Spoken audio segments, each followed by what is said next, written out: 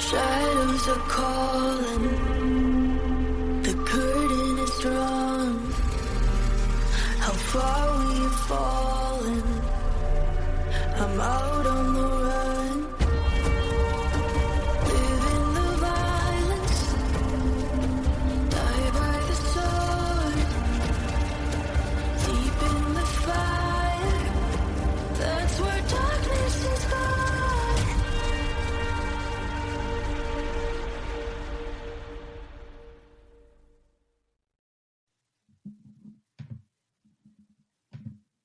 Hi, everyone, and welcome back. Before we dive in, just a few quick housekeeping notes that I don't want to forget. Normally, I save these for the end after I have finished the episode, but let's be honest, some of you are already halfway to your next podcast by then, so I'm trying something new and front-loading them here. I've gotten a few messages recently through the listener link in my show notes. Thanks for those. I truly love reading them. But the funny thing is with Buzzsprout, the platform I use, and actually I really like it, but they don't allow me to respond to the messages I receive. So it's maddening, honestly. But I actually got one I really wanted to reply to from someone connected to Jordan Henning's daughters. And I won't say more than that, but I genuinely would like to write back. So if that was you, or if you are someone who would like me to correspond, please leave me some kind of contact info in that message, email, whatever, or just email me directly at healingwounds13@gmail.com. And finally, yes, here comes the shameless ask. I'm going to beg with zero humility for you to leave me a review if you're enjoying the show. It seriously helps so much because otherwise the algorithm gremlins just push me into the internet void. And it truly means the world to me. And it helps new listeners find their way here. And just to clarify, that's only if you like me and are enjoying the show. If you don't, then feel free to send that hate mail right to my email. Give me something to do, you know? All right, let's get into it. What a crazy few weeks of current events happening in this world. I feel like I can't keep up lately, half because I was so deeply invested in the Karen Read trial, and half because so much is going on that it's hard to stay current. And I am, by the way, if you're wondering, in the Karen Read was framed camp. And now all I want is for the people involved in that cover-up to be put through a trial and hopefully prosecuted to the full extent of the law. And then I want them to be made to pay restitution for all the taxpayers' dollars that were wasted trying to convict Karen Read. And I also like someone to shit and judge Beverly Cannoni's Cheerios. Because damn, that lady was miserable. She did everything she could to tank the defense's case. I read there were 47 objections by the Commonwealth to the defense, and all 47 were sustained, meaning she sided with the prosecution 100% of those times. Anyways, I've been deeply invested in that. And then I got completely caught up in I just got a notification like 5 minutes before I started recording that Brian Koberger has just done a plea deal for the murders of the 4 college students in Idaho. Shocking twist. He did 4 consecutive life sentences. I didn't get a chance to see how long each of those were. In some states, that's just 20 years, but he did waive his right to appeal and he gets no parole. So he's going to do 4 consecutive life sentences. I saw that Kaylee's family, for their part, is really unhappy, and I'm sure they wanted death. Why should he get to have meals every single day and somewhere to sleep? And hell, some crazy people emailing or corresponding with him and maybe even marrying him. There's enough fruitcakes out there. I'm sure it's extremely maddening, but my big fear was that they were going to find all of this evidence circumstantial and he was going to somehow like walk away. I was so worried about that. So now this motherfucker can rot in prison where he belongs. And then I just saw that there's something going on with a Diddy jury member who there may be something there. So like I can't keep up. And then let's not forget the shooting that happened in Idaho to the firefighters yesterday. I cannot imagine, just sabotaging and murdering public servants. But that's what happened. And I did read that they got the perpetrator. I believe he was killed on site. And he is some like 20-year-old firefighter 20-year-old wannabe firefighter, his family says. So you know how that goes. Anyways, it's just been so much news. And then I got caught up in what's happening with Israel, Iran, and the US bombing them. And I'm not going to get political here. I have really close friends from Iran who feel like the bombing was a good thing. Like maybe finally the regime will be ousted. And I can't pretend to understand what their lives were like. They fled here years ago seeking asylum. And unlike many of us judging, they've lived under that regime for most of their lives. So I respect their opinions. I also have friends who are conservative, Democrat, and everything in between. And I've heard so many varying opinions. And then we hear there's a ceasefire. We hear there's not a ceasefire. And I don't know what to believe, or rather, I don't trust Israel and Iran to hold up a ceasefire. We've got our military in the US on high alert, with an increased presence in the Middle East and with preparations in place for potential Iranian retaliation. It's a volatile situation right now, and any miscalculation or unintended escalation could lead to a major conflict. And here's what I'll say. As someone who has seen up close and personal what the aftermath of war can do, nobody wins with war. If more American troops get involved, or troops from any country, for those of you listening elsewhere, I can attest to the emotional turmoil, the impact, and the long-term fallout of being in war, especially what it means for the spouses and children of those war fighters. The start of a war, or the chance of war coming, should never be celebrated. People were gleefully texting me as if the bombing was a historic event to cheer for, and I found it really disheartening because there's a human cost to war. And there will be fallout from this, fallout for generations to come. And all I can think about is how much it cost financially to bomb Iran. And I just wonder if there was a way that could have been avoided, and that money, allegedly between $1 and $2 billion, could have been spent building mental health facilities for veterans and investing in treatment for those coming home from combat with PTSD and traumatic brain injuries. There are so many cutting-edge therapies and treatments now that service members have to either pay out of pocket for or try to secretly do to protect their careers. What if every single service member returning from combat was put into like a decompression facility where they received brain scans and treatments and a recovery plan, and then they were reintegrated back into family life? How many murders, family annihilations, suicides, drug and alcohol addictions could be avoided? But instead, we're just creating more and more damage, and there isn't enough help as it is, and it's only getting worse. And I know I'm a broken record, but wherever you land on this stuff happening with Iran and in the Middle East, whatever your opinions may be, I'm not here to change that. We each come from our own backgrounds. It's shaped by different life experiences and beliefs and histories. But at the heart of our shared humanity is the capacity to empathize with suffering, no matter where it takes place or who it affects. I believe it's entirely possible to feel deep support for a country while also feeling devastated by the harm it's causing others. Like, those emotions aren't contradictions, I don't think. I think they're evidence of our moral compass still working. And grief and outrage over innocent lives lost should not be confined to political sides. Like, when I see families torn apart and children killed and harmed and communities destroyed, our response should be rooted in compassion first. Because when compassion becomes partisan, we risk losing our humanity. So, no matter where you stand on the broader conflict, I just want you to consider the toll this takes on military families, those who carry the emotional and psychological burden long after these headlines fade. And even if the impact isn't immediate, it echoes for years to come. I'm heartbroken by what's unfolding right now and everything that's been happening in the Middle East for a long time now. My heart aches for every grieving family, every parent living in fear, every child caught in the middle of this violence. And I'm especially mindful of the deep, often invisible toll on military families. Those who not only watch these events with really heavy hearts, but who may also bear the burden of sacrifice and uncertainty for years to come. Their pain deserves our compassion. So if you're out there listening and you are in the military, a military spouse, I see you. I feel your anxiety and your pain, and I hold you in my heart and mind as well, as we try to move through this just uncertain, confusing time. Now, in other news, if you follow crime news or stay up to date on current events, you're also likely aware of a case that has drawn international attention here in the U.S. The tragic murders of three innocent little girls by their own father, Army Ranger veteran Travis Decker. I've been asked to cover this and asked my thoughts on it and tagged in a lot of stories about it on social media.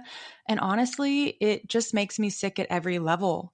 First, because this was preventable. Those sweet babies should still be here.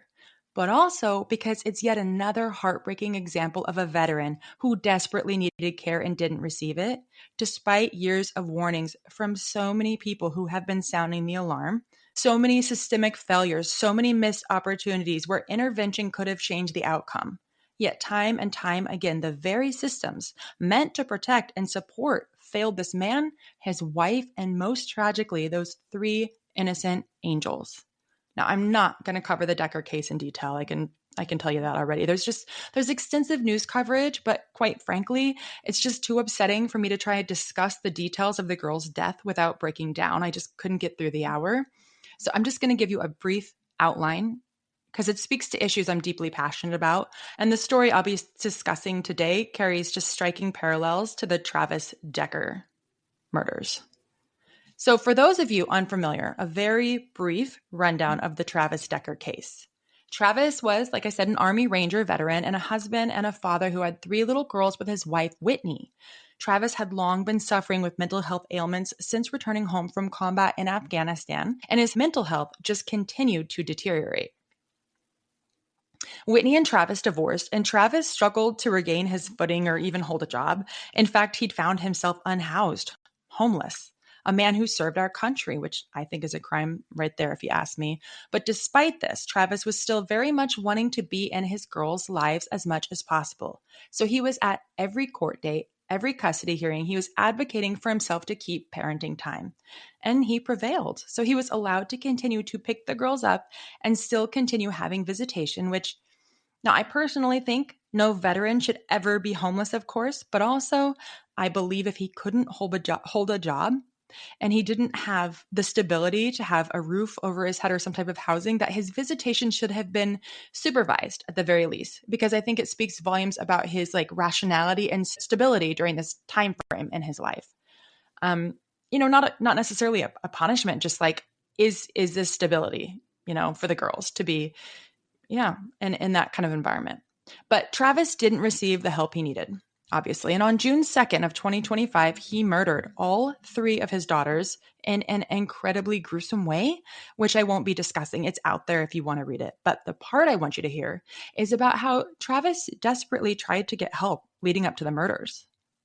Now, Rob Bates, he's the owner of Bates Counseling Services in Quincy, Washington, where Travis was in that region, and himself a military veteran. And he told media outlets that Travis Decker actually came into his office 2 weeks prior to the murders seeking emergency services, but he did not meet with him personally.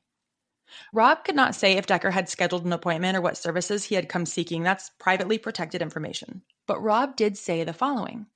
He said, "I heard that he'd been in our office, and then I remembered I actually saw him walking out the door as I was coming out from dealing with a session of another veteran on my own. And he was 10 feet away, and I don't know why he was in the office because we have confidentiality between each other, but dear God, obviously we didn't have whatever he needed, and he came to look for help, and we just didn't have it." Now, Rob did mention that there's a much higher percentage of veterans living in rural communities than in urban areas. And he talked about how hard it was for them to access mental health services for their PTSD, depression, anger, anxiety, substance abuse.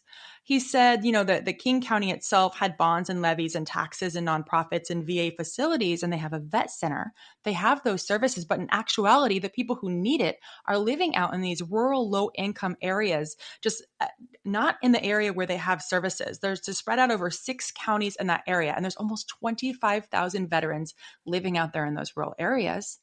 And then Heather Hill, a licensed psychotherapist, she owns Central Washington Veterans Counseling, and she supports veterans with therapeutic services or just readjustment counseling. And she also told media outlets, for the last 6 months, we haven't been able to bring anybody new into services. The Yakima Vet Center currently is sending a therapist out here bi-weekly for in-person visits to be completed by telehealth on the weeks off if they need more than bi-weekly appointments. But then she talked about how that doesn't happen in the winter because of the road conditions. So then these veterans in rural areas, the only treatment they may have access to are telehealth. And that a lot of the older or less tech-savvy vets can't utilize it. They don't have good internet connection. So they just go without any treatment for months. Just unacceptable. And she also said that telehealth services are not a good fit for most veterans. She said that there's numerous studies that show that telehealth mental health therapy is not the best practice for combat veterans or people with complex PTSD or severe PTSD because she said they have a propensity to disassociate. And it's just very difficult to get them grounded and back and present in the moment when they're on a computer, as opposed to being in person where you can like actually tap them and draw them back in. So the saddest thing is she said that if her practice does not receive a federal contract extension by June 30th, it's actually today, I'm recording right now on June 30th, she said her services will have to be scaled back considerably. I've got to go check and see if there's any update on that. But she said we'll be discharging about 100 veterans back into the community with no alternative resources. Confluence Health, which is our major medical provider here in town, is scheduling out past December of 2025.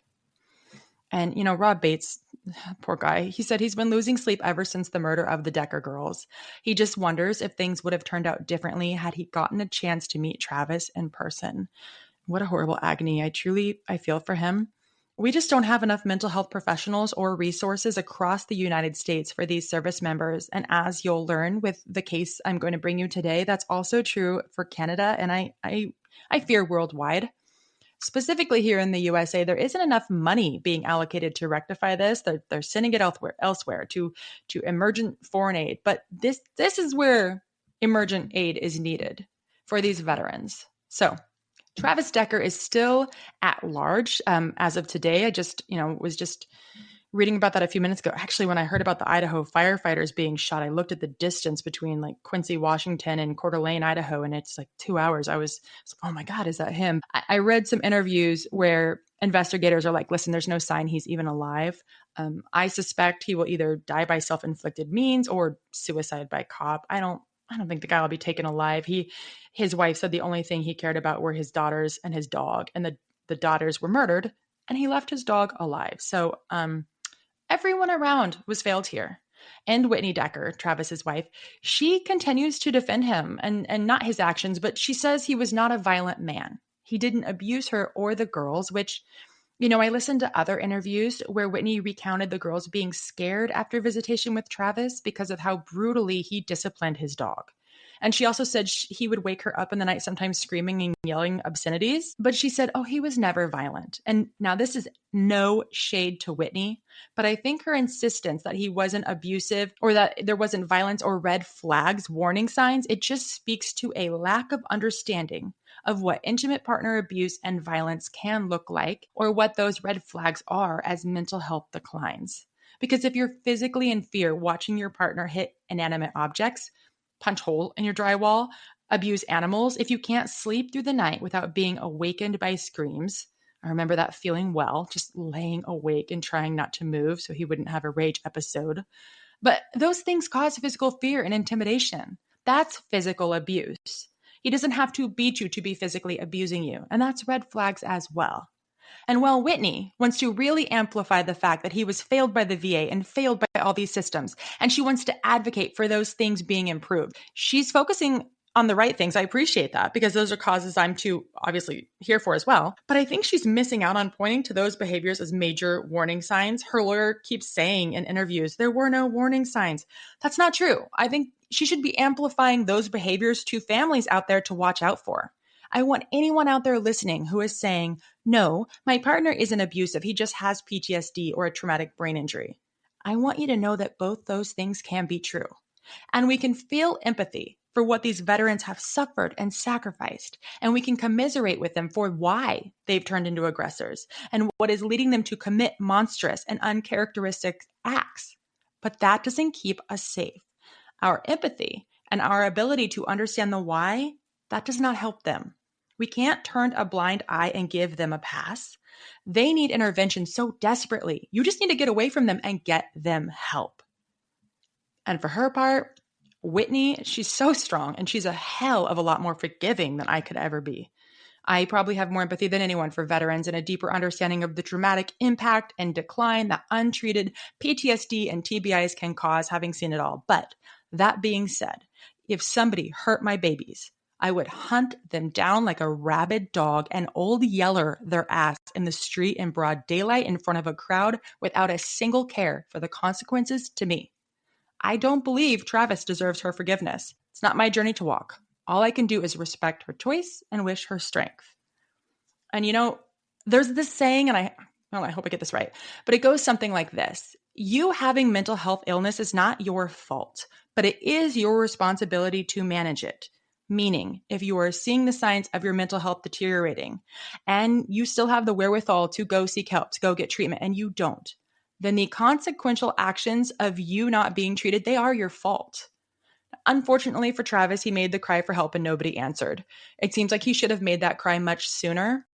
And honestly, the only avenue he probably could have taken would have been to go to a private psychologist and psychiatrist and to fund treatment out of pocket, because when you have to face all the red tape and bureaucracy of the VA and federal systems, it can take forever.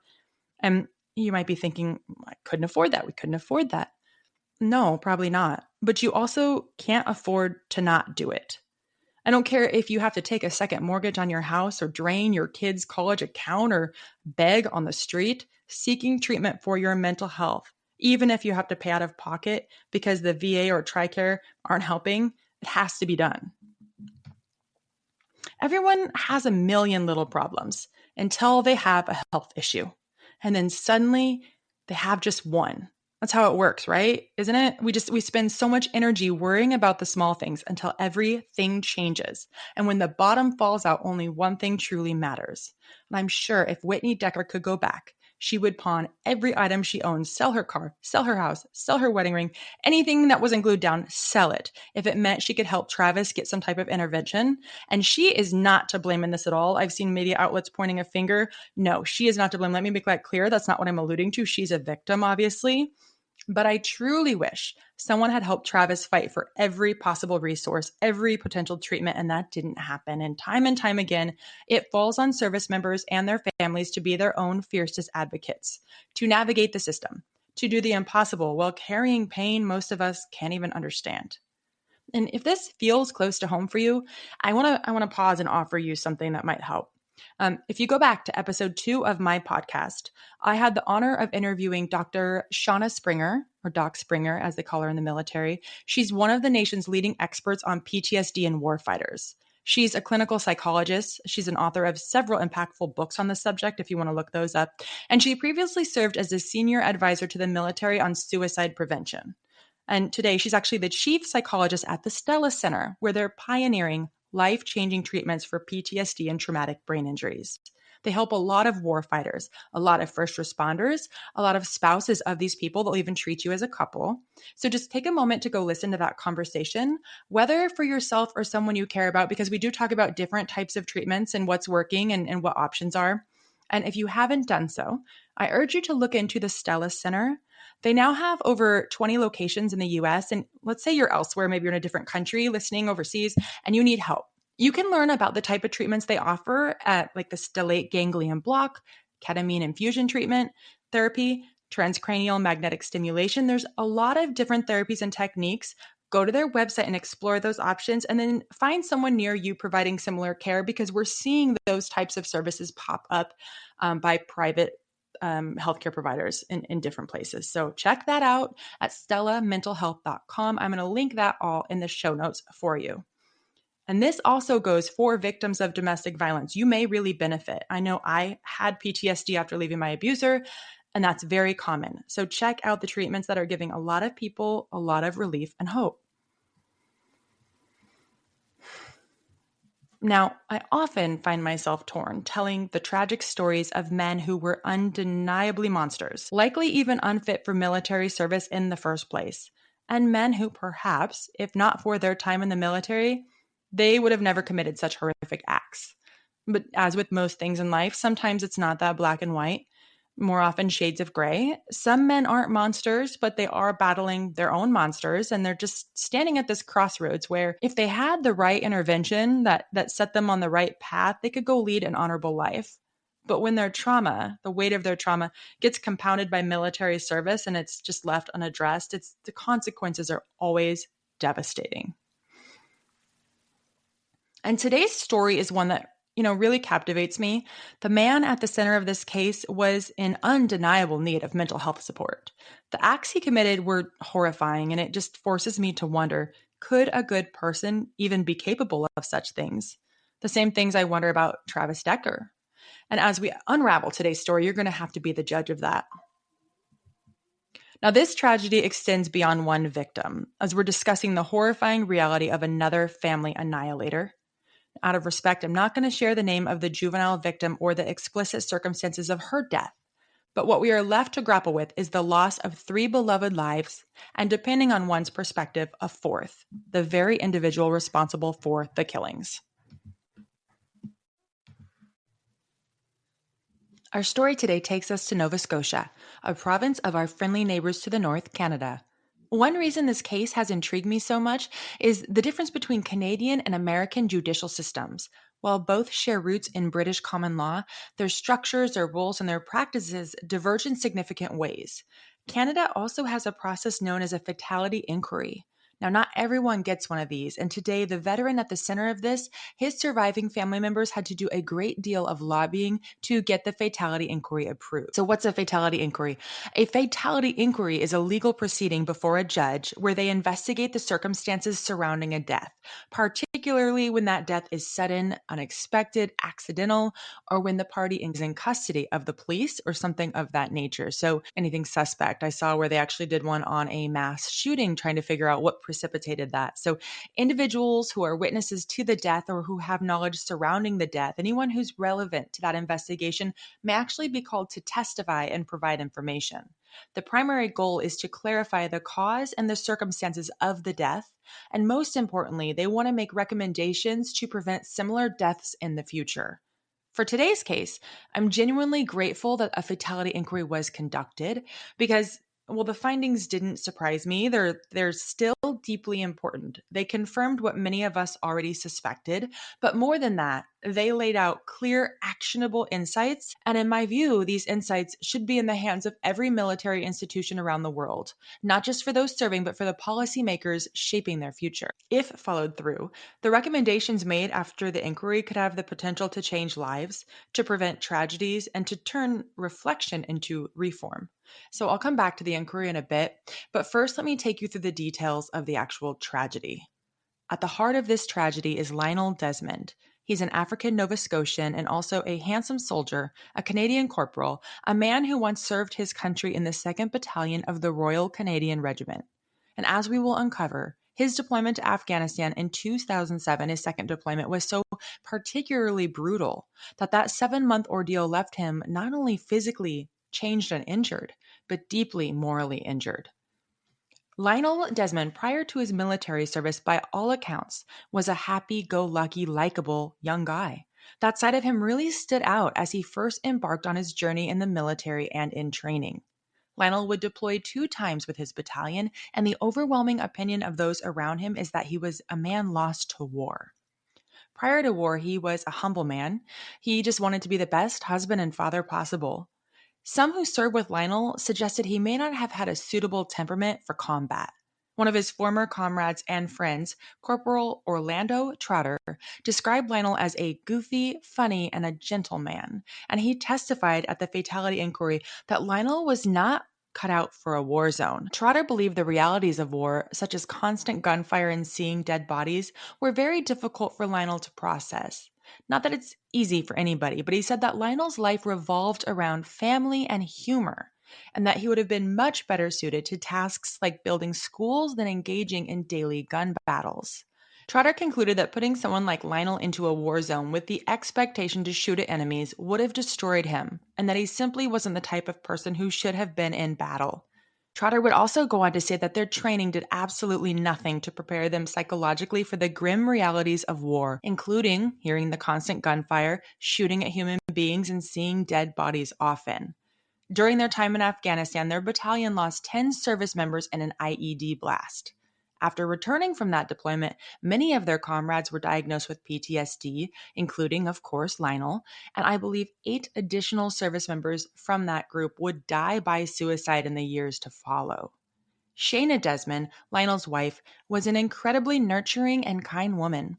Her family recalled that since the age of 4, she had wanted to be a nurse, often nurturing her sick cousins as they played house. Oh, cute. At 31, Shayna had just realized her dream and finally could say she was a nurse. Shayna and Lionel had one child, a little girl who I will call Anna, and Anna had just celebrated her 10th birthday the weekend prior to her death. Now, Lionel had served in intensely high-stakes combat. He engaged in daily gunfire, often under relentless fire. He wasn't just in combat, he was in some of the most volatile and dangerous conditions a service member can face. Maybe that's why I get so fired up when I see people committing stolen valor. If you caught my last episode about the demon that is Jordan Henning, I got super heated because he claimed to carry trauma from combat, but the truth is he never spent a single second in it. Sorry for the tangent, but it matters because those who have seen combat are haunted by things most of us could never begin to imagine. They're not just witnessing horrors, they're living them. The smells, the sounds, the images, they don't fade. Lionel had to collect the body parts of fallen brothers in arms. He had to return fire, even when every fiber of him didn't want to pull the trigger. So I get angry because just honoring that reality and the depth of that trauma, it's the least we owe those who've lived it. Now, Lionel comes home from war, and he's left with severe PTSD and multiple concussions. In all, he had 3 concussions that were diagnosed. And this time frame is around 2008, and initially Lionel tried to manage his PTSD on his own. However, eventually, the weight of it became too much, and he began treatment through the military health system. But his treatment was incredibly disjointed, and unfortunately, the military health system didn't communicate with the civilian health systems or entities. And that's what we see in a lot of cases like Travis Decker's, just a breakdown in communication between military healthcare systems, civilian providers, and law enforcement. And that fragmentation has real consequences. Lionel's treatment history was marked by instability. He cycled through 6 different psychiatrists, and not one took ownership of his case. And it often felt like the system was just moving his paperwork around without providing meaningful help. He actually became suspicious of the process, convinced he was being passed along intentionally to avoid giving him consistent care or the military taking any responsibility for his mental health ailments, a way to appease him while never actually truly meeting his needs. And so Lionel's mental health stability ebbed and flowed over the next few years. There might be a few months where things seemed manageable, but at the very worst, Lionel struggled with intense night terrors, paranoid delusions, sometimes dreaming his wife had betrayed him, cheated on him, and he would dream he stabbed her and this fictitious man to death in his sleep or even in dissociative episodes. In 2015, his condition escalated. In one terrifying moment, Lionel called Shayna to say goodbye. He was planning to die by suicide, and he apologized to her and asked her to apologize to their daughter. He confessed he was having dissociative thoughts and believed he might harm them. Shayna immediately called the police, who intervened and took him to the hospital for evaluation. And it's around this same time, in a separate incident, that Lionel was arrested in New Brunswick during what appeared to be a mental health crisis. And following that event, his civilian firearm license, what's known in Canada as a PAL, that's possession and acquisition license, it was suspended. And then separately, we also see a shift in his military status. Lionel was no longer permitted to carry a weapon during training exercises on base due to the suicidal and homicidal ideations he had disclosed to military therapists. And here's what's staggering.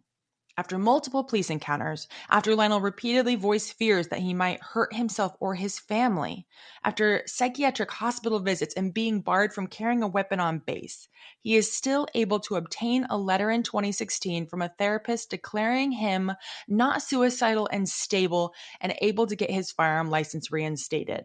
Can you imagine? This was a man having dissociative episodes, paranoid delusions, homicidal and suicidal thoughts, and a man who feared that he might kill someone he loved. He was in crisis, and someone still thought it made sense to put a loaded weapon back in his hands. We've just created this culture where we're so afraid of offending people about mental health that we're just ignoring glaring red flags. Why would any clinician recommend rearming someone in this state? This is my unpopular opinion, but I'm going to say it. If someone is actively living with PTSD and a traumatic brain injury, they should not have access to a gun, period. The number of lives lost because someone in mental crisis had access to a weapon is staggering, and I'm not anti-gun at all. I'm a gun owner, but we need to stop pretending there's no risk. When someone's struggling with serious mental illness, handing them a tool of irreversible harm is not compassion. I'm sure this therapist felt like this was the compassionate thing to do because Lionel was a veteran, and so many veterans feel like their weapon is an extension of them, right? Like it's part of their arm. They feel like they're in identity crisis without their weapon. But it's not compassion, it's negligence. He didn't need a gun, he needed mental health help. And I want to jump ahead now to January 2017. This timeline comes straight from the fatality inquiry. I was able to read that and gather that they traced Lionel's movements through phone records, text messages, and GPS data. And what we know is this: Lionel drives into town, about 30 minutes from home, and he goes there and he confirms an appointment with a psychiatrist, a future appointment down the road, and then he heads back home. But at some point, he turns around and returns to the city of Antigonish. Sorry, Nova Scotian friends, if I botched that, but I think it's Antigonish. So this is where he visits a hunting and outdoor store called Leaves and Limbs. Surveillance footage shows him calmly waiting to purchase a firearm. He's composed, polite, patient. There are no red flags or erratic behavior while he's there. He's just chill. I'm not an expert, I'm not sure, but I can't help but wonder if he was actually in some kind of dissociative state during all of it. Because from the outside, everything seemed fine. And we know this because the store owner, a man named Daniel Klonick, he testified during the inquiry. And this poor guy is clearly still carrying so much guilt about selling Lionel the weapon that would later be used in these events.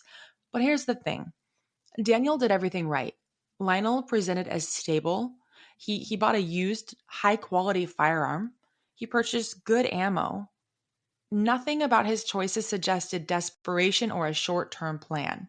He didn't come off as someone preparing for a one time act. He came off as someone thoughtful, calculated, methodical, collected, all of those things.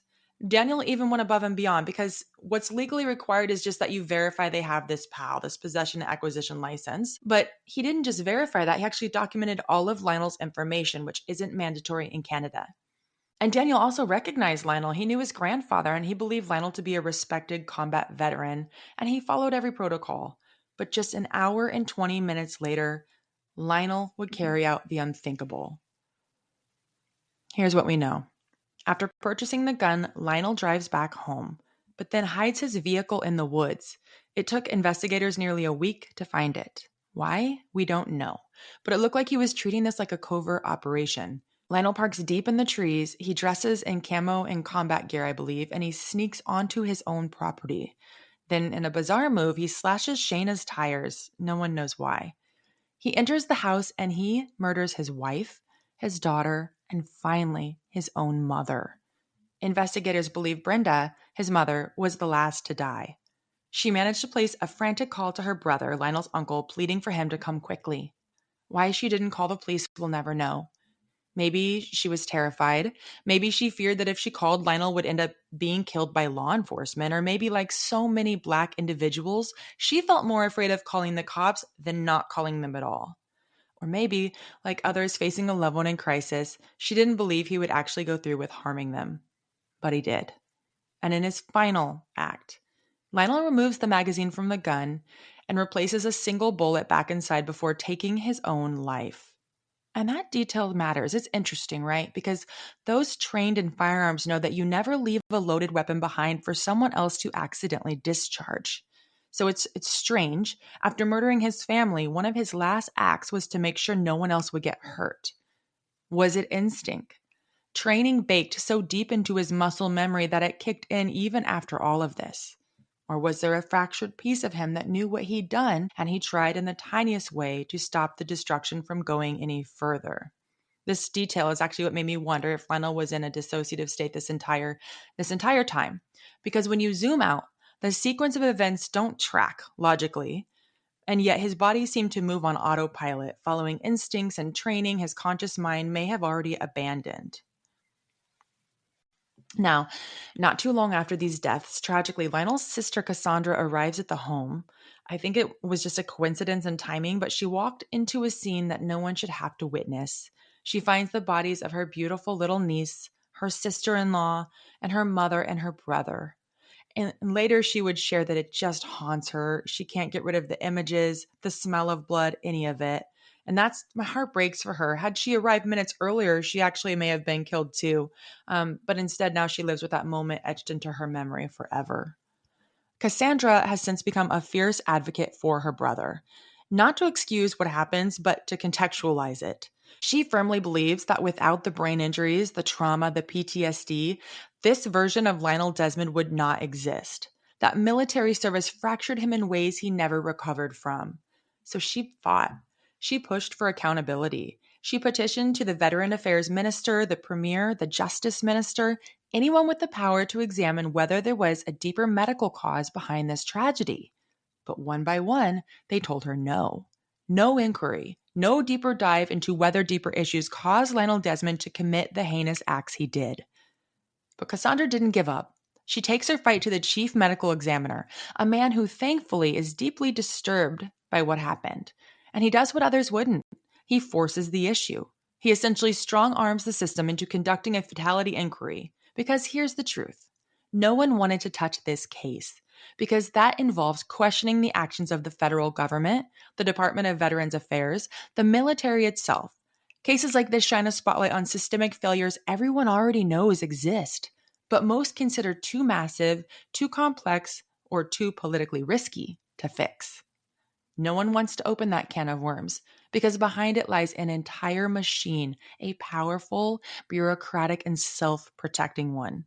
Institutions like this are hard to navigate and even harder to challenge. And the truth is, this resistance isn't unique to cases like Lionel's. We see the same thing happen across the military, especially with military sexual trauma. Bear with me for a minute while I spin out here, but every single day, women and many men are sexually assaulted while serving. And yet, they're discouraged from speaking out. They're strong armed into silence or forced to report restricted, which is a sanitized, institutionalized process designed more to protect the military than the victim. It means you report, but there will be no identifying the perpetrator or any investigation to follow. Victims are pressured to report restricted, and that comes with some serious limitations. It means you can't receive a military protective order. It means you may still be forced to interact with your assailant, especially if they serve in your unit or share your billet. Hell, they may very well be your immediate supervisor. It also means that any critical evidence collected from the assault, maybe physical, testimonial, digital, a good chance it's going to be lost. So if later you switch to an unrestricted report, that official investigation will almost certainly face major obstacles. And here's the thing. You can't talk about your assault with anyone in your chain of command without triggering a mandatory reporting process. In some units, that obligation stretches even further to every soldier, including your friends. So if you confide in someone you trust, even just to process the trauma, you're risking launching a formal investigation you may not be ready for. Your only confidential options are chaplains, some healthcare providers, SHARP or VA specialists like sexual assault response coordinator. That's it. It all sounds very cold, very clinical, sterile even, and painfully isolating. Now, reporting restricted also disqualifies you from invoking the collateral misconduct provision in the event your command discovers unrelated misconduct, such as underage drinking or fraternization connected to the time of the assault. So they can, of course, hit you with misconduct provisions the second you report it as a little retaliation to silence you and make sure you don't turn around and unrestrict that report. And finally, you become ineligible for a potential expedited transfer, leaving you stuck in the same environment, often still in close proximity to the person who harmed you. And when someone does insist on being heard, when they bravely choose to file an unrestricted report and seek legal help, or they want to pursue justice, they are very often the ones who get punished in the end. They're forced out of the military. Their mental health is questioned or their performance is questioned. They're sabotaged to look like they are unwell. They are silenced. And I bring all of this. This doesn't have to do with Lionel's case, but I bring it all up because while there are many good people in the military, the system itself remains steeped in a patriarchal structure built to protect itself. The rot is real, and those who dare to challenge it are too often the ones who pay the price. At the end of the day, the war machine protects itself. That's the bottom line. I know I veered off topic, but this needs to be said. The rot runs deep in too many corners of the military system, and turning a blind eye is how it spreads. But people turn a blind eye to mental health conditions, to domestic violence, to military sexual trauma, to systemic racism, all of it. So back to the fatality inquiry. The inquiry itself was officially called after a ton of lobbying and hard work by Lionel's sister Cassandra. It was officially called in February of 2018, more than a year after the murders and suicide. Although the inquiry began in 2019, evidentiary hearings didn't start until January of 2020, and then just weeks later, the pandemic forced a suspension of all proceedings. And beyond the pandemic, there were also institutional and political hurdles. For instance, the process of appointing a judge and securing a venue caused lots of delays. But later, when the original presiding judge, the one who'd been looking over every single part of this process, Warren Zimmer, retired in 2023, the inquiry had to transition to a new judge, Paul Scoville, which further slowed the release of the final report. And now I've heard whisperings that the judge, Judge Zimmer, the original judge, he was forced to retire amid this inquiry, even though he wanted to extend and finish it because he'd invested years into it. Then when Judge Scoville took over, he had much less knowledge and time to invest in being brought up to speed, which feels a little cooked up. But as I say so often on this show, I digress. The final report was released in January of 2024. I'm going to break down just what that fatality inquiry would look like. Judge Scoville would ultimately determine, after reviewing all of the evidence, that there was no single person or instances that could be to blame for what happened. It was a systemic failure, meaning tons of people failed this family. Now, I personally think the psychiatrist who gave a mentally ill, suicidal, homicidal man back his firearms license has some culpability, but that's not what the report determined. Here are the key findings and recommendations. Lionel was diagnosed with severe PTSD and major depression, and yet a look at his medical records would show there were multiple gaps in his care. The military should have been on top of this, but his records show as recently as 2016, he went for 4 months with no treatment. Another major failure was the lack of communication between health systems, specifically the inability to share medical records efficiently. I've touched on this before, I believe, in the episode where I talked about Matthew Livelsberger. One of the biggest issues within the U.S. military health system is that it doesn't communicate well with civilian providers.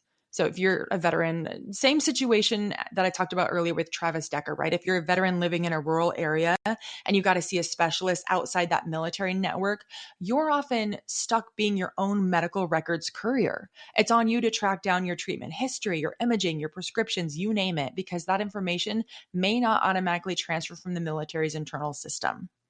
And you'd think this would be simple, but I work in the healthcare industry in access and reimbursement, and I can tell you TRICARE is notoriously difficult. They've got slow access to care and poor communication with civilian health systems. It just creates a real burden for veterans. And Canada's system revealed similar flaws in the fatal case of Lionel Desmond. In fact, one of the inquiry's most poignant findings was that this breakdown in health information sharing was a critical failure. A perfect example of this is how Lionel's firearms license was reinstated in 2016 after a New Brunswick doctor assessed him as stable and non-suicidal. That decision came despite a conflicting evaluation at the same time from a federally funded clinic. A contradiction that apparently went unflagged because the records weren't shared or reconciled between providers. The inquiry also identified several other contributing factors. Lionel was found to exhibit 20 of 41 risk factors for domestic violence, a deeply troubling indicator of the escalating situation. And in fact, just hours before the tragedy, Shayna Desmond reached out to a women's shelter to inquire about obtaining a peace bond, signaling that she may have sensed imminent danger. And from what I read, we don't say peace bond here in the U.S., and it's like a protective order. When I looked it up, it essentially said that peace bonds aim to protect individuals from potential harm by requiring the person on the receiving end to keep the peace and be of good behavior. If only were that easy, right? But clearly Lionel's behavior had escalated and was becoming very worrisome for Shayna. So the court's recommendations, let's look at those. The court recommended, this is very general, but they want to improve mental health support for veterans and ensure continuity of care across provinces. I think that's pretty self-explanatory. Another important factor emphasized the need to expand culturally informed care for African Nova Scotians because systemic racism and a lack of culturally competent mental health services were seen as significant barriers to care. Now, I briefly mentioned that Lionel and his family were Black, and several expert witnesses testified that African Nova Scotians often face stigma, intergenerational trauma, and institutional neglect when seeking mental health or domestic violence support. The inquiry heard that mainstream health systems frequently fail to recognize or address the unique cultural and historical experiences of Black communities in Nova Scotia. One particularly powerful moment came when a panel connected to the Health Association of African Canadians explained that many clinicians treating Lionel lacked training in how racism and cultural disconnection can affect mental health. So the recommendation to expand culturally informed care wasn't just symbolic, it was a direct response to the systemic gaps that may have contributed to Lionel's deteriorating mental health and tragic outcomes that followed.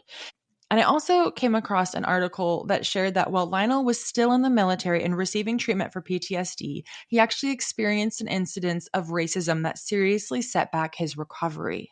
Systemic racism is also deeply rooted and ongoing issue in the US military, something I acknowledge a lot. That's why I believe this recommendation for culturally informed care isn't just relative in Canada. It's something all military institutions around the world need to take seriously. And then once again, the judge underscored the need to strengthen firearm licensing protocols and improve data sharing systems. He also called for the launch of public awareness campaigns around intimate partner violence, a critical step towards prevention. And he emphasized that no single individual was to blame, framing the tragedy instead as a result of widespread systemic failures. He urged the establishment of a formal implementation committee to ensure the inquiry's recommendations aren't lost to time or bureaucracy.